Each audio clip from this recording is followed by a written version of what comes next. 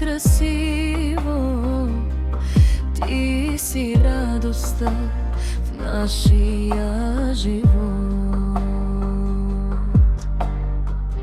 Тате Серафим и мама Янка ще те обичат ден и нощ. Нека Бог те пази винаги с много здраве и любов. Ти си нашето съкровище, нашата гордост до живот.